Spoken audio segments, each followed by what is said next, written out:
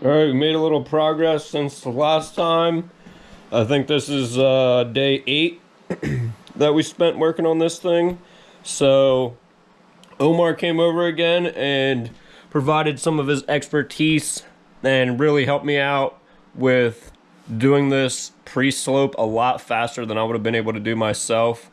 I knew what I had to do. I'm just not quite as good with the trowel as he is, so he was able to smooth it and slope it pretty quickly. I got it all in and like half decently sloped, and then he kind of put on the finishing touches, which is what really takes some skill and patience. We used a line and we strung a string from the drain to the corners, and we kind of drug it around to find any low spots. And that was, while it was still wet, we did all that.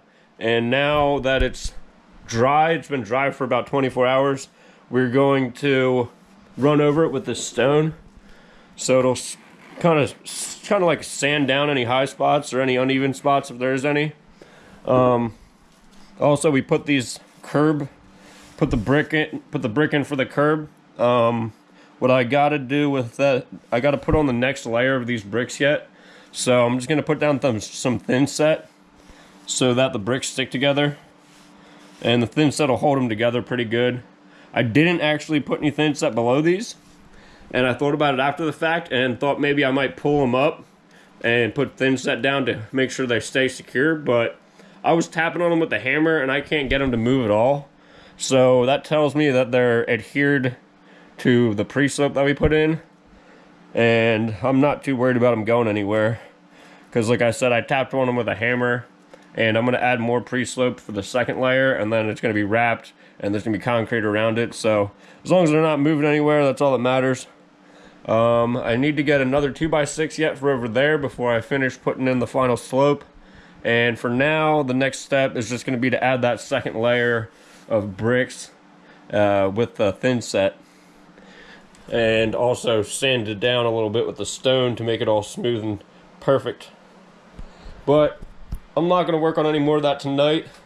I got another project I'm working on in the outside garage. So picked up this thing over the weekend, 08 R6 bone stock. Other than the paint, obviously Nardo gray paint. I'm going to probably turn this into a race bike. I'm gonna put all the fairings and the tank onto that bike, and I'll sell that as a street bike.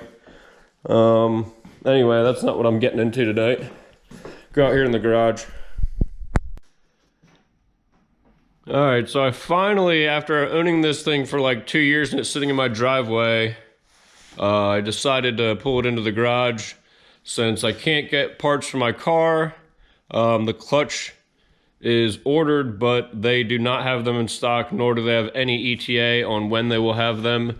I guess their supply chain is broken from COVID or whatever. So anyway, I pushed the car out with the transmission out of it. The transmission's sitting over there on the ground, and I just pushed it out of the shop for now and brought the bends in. So this thing I got to drop the motor out of so that I can replace the balance shaft. It's a common problem with these ML272 motors, or M272 I think they're called. It's in the ML350, C300s, E350, E300s. They're all pretty much have the same issue with the balancing shaft. Anyway, I don't really know what I'm getting into with this. I'm not very familiar with Mercedes, but I'm sure I'll figure it out. I think the first step is going to be to drop this exhaust and get that out of the way. And I'm just going to start disconnecting stuff and see how far I get. And we'll update you with that.